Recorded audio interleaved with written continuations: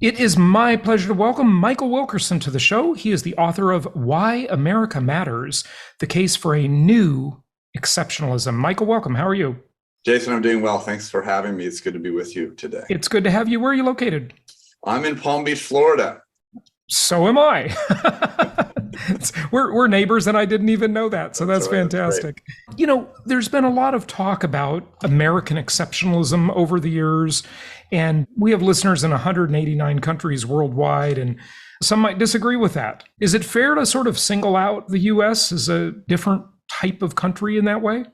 Well, I think it's hard to argue with the fact, not a question, but the fact of American exceptionalism, because it is what it is. You can't, as Charles Murray, once said, it's no more debatable than the question of did the Battle of Gettysburg exist? It's a thing.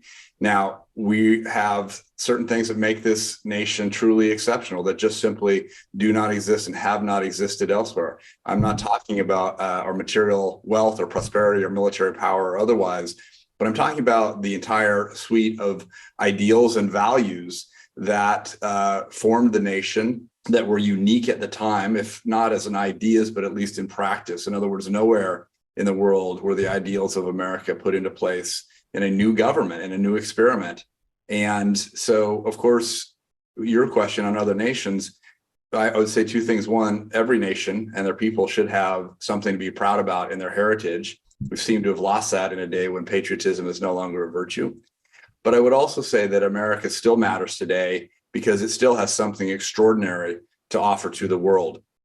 And it's an inestimable gift, not just to the people of this nation, but to those who love freedom and love the ideas of America anywhere around the world.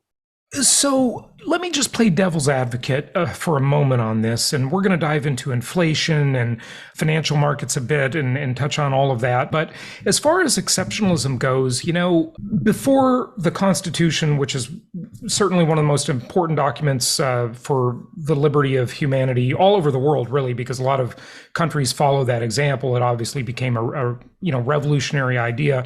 But we did have before that kind of a clue as to the direction things were going long before with the Magna Carta.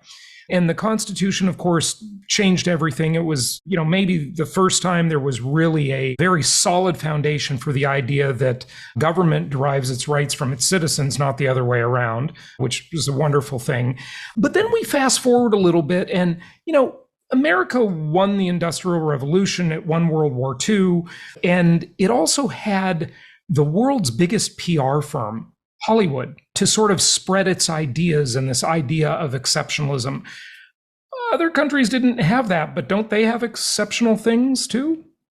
Well, they certainly do. But again, just because someone else has something interesting or exceptional doesn't discount or take away from American exceptionalism. What's interesting about Hollywood is you're absolutely right. Media through mid-20th century was a great promoter and sustainer of American values across the world. And in fact, became a key asset during the Cold War in propagating those virtues and values. Something happened, Jason, in our generation where Hollywood went from being a promoter of American values to being hostile to it, being an imitator. Fair enough. Yeah, we didn't get there yet, but yes, you're right. We just went through 250 years of history in a brief second, but that element is no longer true. In fact, the opposite is true. That is a force pulling against telling the truth, frankly, about American history and American ideas and values. Yeah, there's no question about it. And it surprises me that not just the United States, but other Western countries, you look at Western Europe and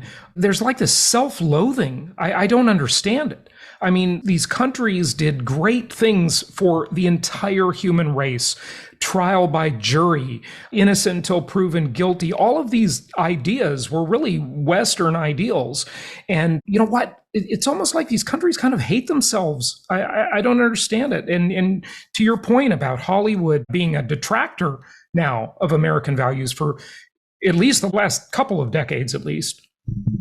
And what I am trying to do in part and why America matters is to remind Americans that there's something here to be proud of, that there is a history, the ideas that you described about, which absolutely came out of the Magna Carta, came out of the Enlightenment, came out of the Judeo-Christian tradition. We seem to be abandoning and repudiating them one by one, but it goes back before the Constitution. Think about the Declaration of Independence. Think about the ideas that all men were created equal, that we had God-given, unalienable rights that couldn't be taken away by any sovereign, by any government, by any bureaucracy. Those are extraordinary things. The ideas were out there, but had never been put into practice. And what concerns me most, and again, partly why I wrote this, is you hit it on the head, which is we seem to be in the West broadly, not just in the US, but across the West. And Douglas Murray talks about this extensively, this idea of having to apologize for our history, having to renounce and negate. Were there bad things? Of course. Should they be reconciled with and understood? Absolutely. But that's a far cry from abandoning the entire canon of our history and the things that made America and the West extraordinary. Yeah, couldn't agree more. And it's almost like these revisionist historians, they're willing to overlook all of the bad and negative things that other cultures and countries did. And they just want to put the negative parts of history solely on Christians and Western countries, namely the US. But it's not like that wasn't the culture of the time. I mean, there's no contextual comparison. Everybody was doing these things. Everybody was barbaric in the past, right? Like you make an excellent point. And one of the things that people forget is, let's take the biggest issue that affected our country during the first 700 years, which was the issue of the slave trade and slavery in the country. Now, slavery had been around for thousands and thousands of years. So the idea that all men were created equal, that was the revolution. Right. That was the crazy thought, which again came out of the Christian Revolution at the time when Paul said there's neither slave nor free, there's neither male nor female, there's neither Jew or Greek. All are the same in the eyes of God. That's a crazy idea because no civilization really practiced that. However, the Constitution compromised on the issue to hold the Union together through the Revolutionary War and beyond. And it cost us. That issue had the question of equality had to be proven with blood and fire. And it took, for example, the abolitionist societies, the volunteer organizations through churches and communities, but it also took radicals like John Quincy Adams fighting for it for 30 years in the House. And of course, a bloody civil war in order for that to become even partially a reality. And we still, of course, have work to do. But it's this sort of thing. It's not that these ideas aren't in tension. It's not that we don't have to fight for them. We do. But are they worthy to aspire to? Absolutely. Yeah, I'm just wondering, and there's obviously no one answer for this, but where did this, back to that kind of self-loathing ideal that we were talking about a moment ago, where's that coming from? I mean, why would progressives, the wrongly named group, but I mean, do they hate America? Do they hate Western values? Why would they? Well, they think they're benefiting from them. I don't understand it. Yeah, so they use the freedoms and benefits of the free market system and the ideals of this country in order to propagate ideas and values that are contrary to them. They couldn't do that in the communist or socialist world that they design, where you're only allowed to say something that's consistent with the party, consistent with the regime. The where and why, it's a long story, but really this comes out of postmodernism in the universities, critical theory in the universities, that taught that, first of all, that God wasn't there. And since there's no God, there's no absolutes. If there's no absolutes, then language doesn't have any meaning.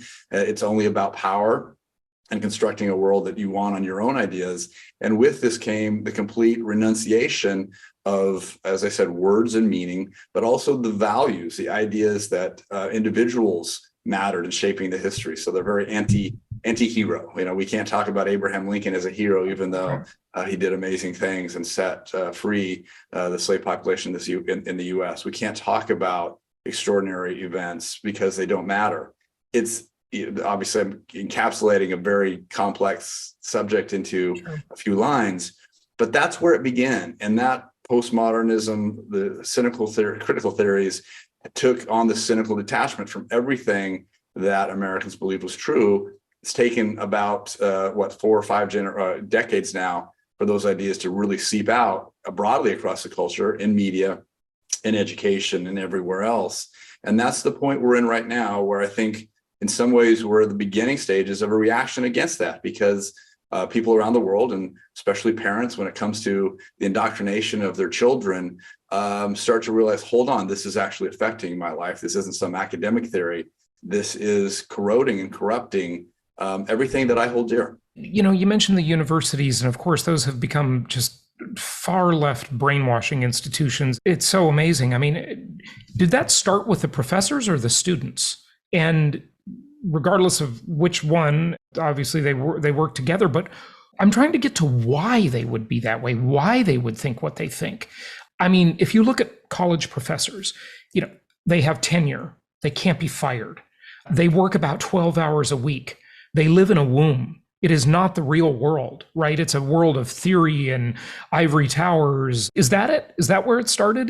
Think about the evolution of the debate. So if you go back to the 60s and early 70s, this was a fringe idea. This was in the sociology department. This was in some anthropology. It was way in the humanities, deep, hidden away.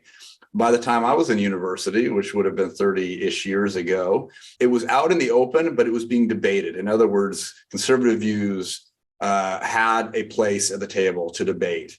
So this continued evolution has come to a point where today, students or professors holding conservative views that don't align with a woke ideology, that don't align with this radicalist, progressive element, do not have a voice. They're being censored in practice or in policy or in practice or in effect.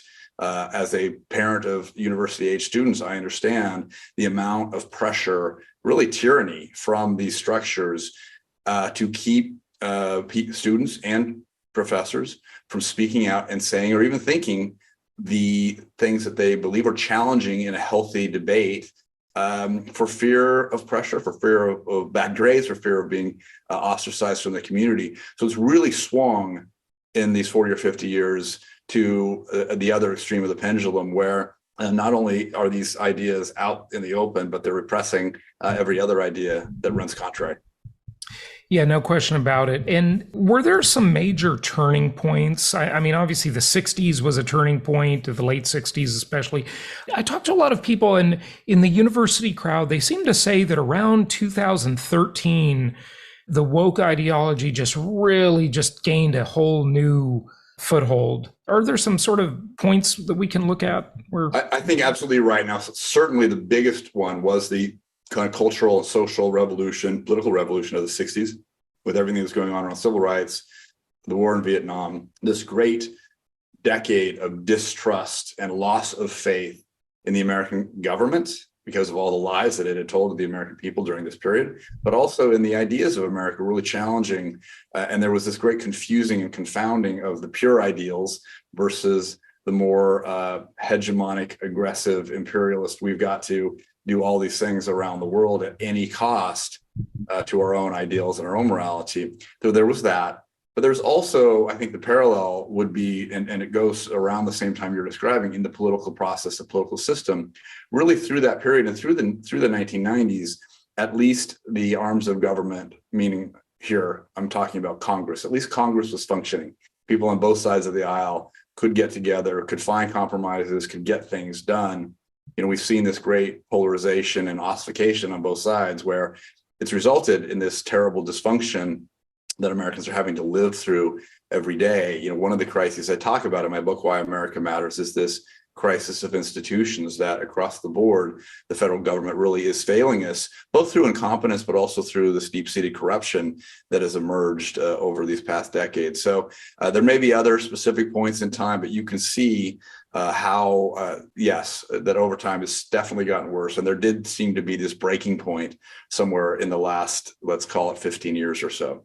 Where do we go from here? I mean, throughout history, the pendulum sort of swings back and forth. The famous last words, at least in the investing world, are this time it's different, right? And, maybe it is different this time because now we've got these entrenched big tech companies, and the mainstream media just has such reach. And of course, the educational institutions have been co-opted by the left. Is there ever a time where the pendulum could swing the other way? I absolutely think that there is. And I think that we're in one now. So why do I think that there is? One, you see, again, going back to our own history, how America has come back from times of great confusion and great conflict. So we talked about the first half of the 19th century before the Civil War. America was never more divided. As bad as it seems right now, it was absolutely much worse then. Somehow the center did hold. Somehow we were able to maintain a more perfect union. Not perfect, but more perfect through that whole process. we're in this period of great divisiveness right now, where it's sort of 40, 40, 20, 40% of people don't agree with each other at all. 20% of the people can't get off their couches and behind their screens to care or to matter. But I do believe that the silver lining of the chaos and madness of the last 3 years has been the beginning stages of waking up, of people realizing, wow, there is a lot going on. There's a lot of information and misinformation out there, bringing school curriculums into the homes of parents and families, where they realized what was happening, the indoctrination that was going around woke ideology and other things, realizing the lies, the official lies that were going on around origins of the vaccine, origins of the virus, vaccine efficacy and adverse reaction, all these things. Be careful. The big tech overlords may cancel us. Well, I think the good news is getting into a period where, even with the revelations of the Twitter files, that all of this is necessary. In other words, the first step to change is to recognize that there's a problem, that with this greater transparency will lead to accountability. That's the path forward. This information that we're getting now through Twitter files, through everything else that's been going on, is like this snowball effect. You're accumulating more and more and more until at some point when it's an avalanche. It cannot be ignored. Okay. With that, let us hope, that comes accountability, comes the ability to do as was done with the Church Committee in the 1970s, to hold Senate investigations, to actually look at some of this stuff. Now, the problem, of course, is, you've said it, these entities are deeply embedded across all kinds of mechanisms, including the links with big tech. So I'm not saying this is easy. I'm actually acknowledging very serious issues that we're facing. But with that realism comes some hope, some optimism that we are in early stages of the pendulum swinging back, a path forward.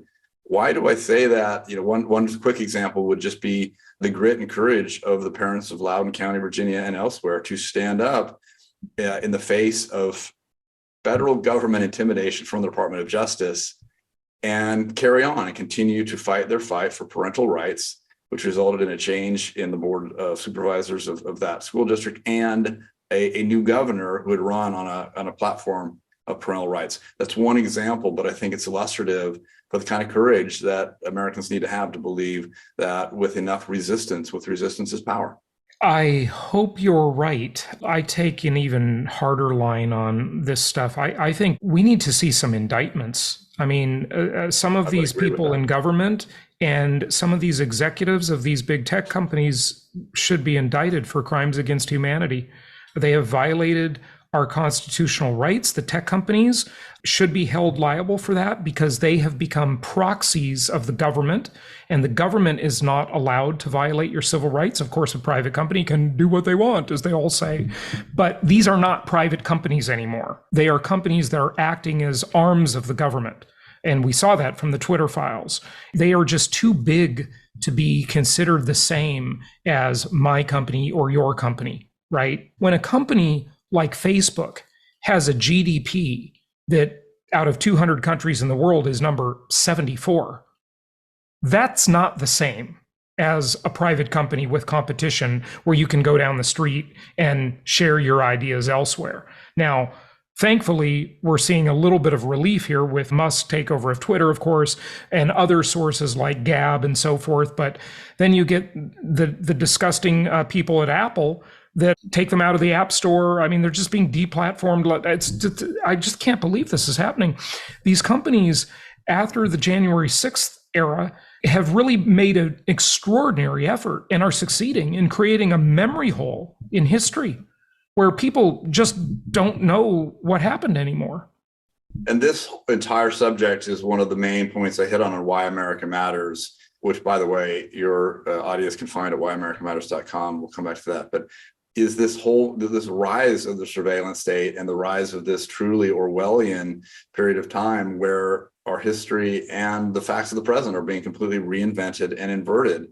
And big tech has absolutely been collusive with the deep state, with the existing powers of the permanent bureaucracy to lie and to confuse us. And so I do agree with your first point that it needs to move beyond just hearings and so-called accountability in that sense to there have been criminal acts. There should be indictments. There should be an upending and a true reform of some of these agencies.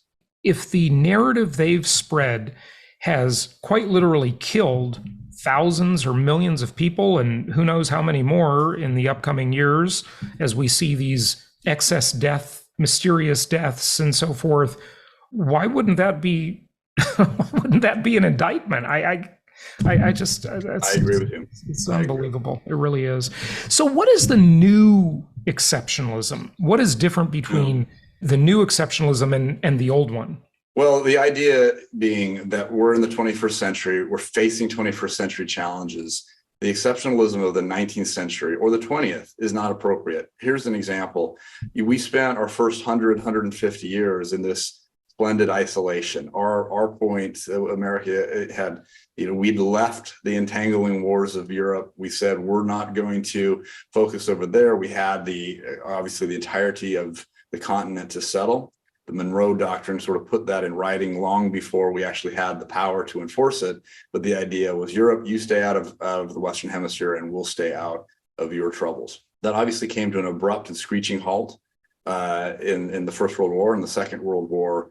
And we moved into this new phase of interventionalism, which moved, as we got closer to the end of the century, hyper-interventionalism, where as the sole remaining superpower, global hegemon, global police putting out fires everywhere, it really did swing, I think, to an inappropriate extreme where we had given up on soft power, which is going back to the point of Hollywood and influence, and we were relying solely on hard power, our military might, to try to make people by point of bayonet love American values and American ideals. Failed miserably in the context of endless wars in Iraq, Afghanistan, elsewhere. We don't seem to have learned a lesson given what we're trying to do now in Ukraine, which is start a proxy war with Russia. Yep. So the argument goes, neither of those periods, neither of those actions are essential, that the new exceptionalism means recognizing that, again, being a patriot is a good thing. It's a virtue, not a vice, to love your country. That nationalism in this new era is much more important and realistic and efficacious than this sort of imperialist era that we were in for the last 70 years. So it's slightly more constrained. It's this idea of America first.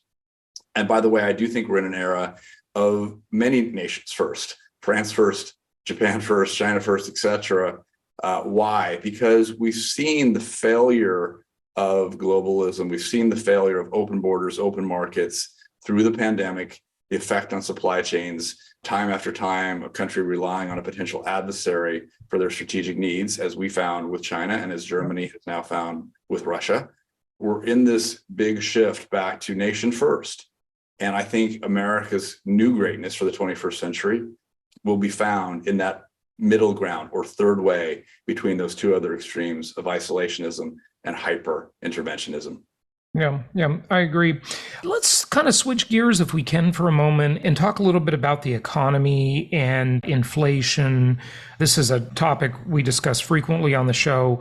So many people don't realize or think of inflation as a hidden tax. It's so odd, and we should still marvel at this. The Federal Reserve was created, and then almost immediately afterwards, the IRS was created. So we not only would be taxed once through inflation and the devaluation of our savings stocks, bonds, but we'd also be taxed indirectly, with the cut of our paychecks, right?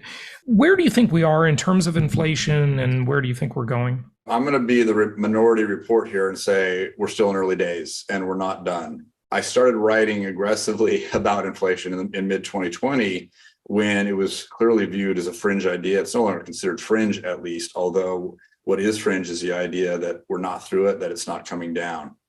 Look at and you're going to know this, but just as a quick reminder for your audience, since the global financial crisis, M2 money supply has increased threefold. Okay, there are 3 times as many dollars chasing an economy growing at, say, 2 or 3% over that period of time. We've had 7% money growth in 15 plus years.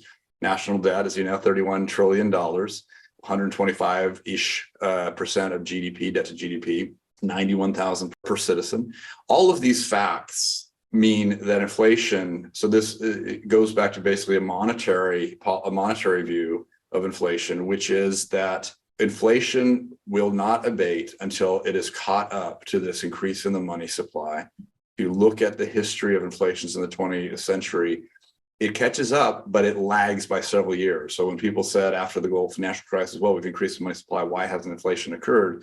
You look at histories, even in the German and the hyperinflation of the Weimar Republic, they kept printing money, they kept expanding the money supply for, I believe it was 8 years, until in the 9th year, hyperinflation really took hold and set in. They believed they could do it because the effects weren't that bad. To your earlier point, when you have excessive debt like this, when governments are no longer able to manage the debt, you only have three options: default, explicit taxation, or taxation implicitly through inflation. Some countries, smaller countries, developing countries, have chosen to default over time. That is not an option for the issuer of a global reserve currency. So that leaves only taxation and inflation. At some point with taxes, eventually the torches and pitchforks come out. You can't continue to tax away explicitly the wealth of a nation without political upheaval. The option that governments always and everywhere choose is to inflate away their debt, is to allow inflation to run hot, and think about the trade-off between inflation and recession or unemployment. You also can't have 25% unemployment without serious political issues and upheavals. So inflation becomes the least horrible of all the policy options, monetary options that the government can pursue.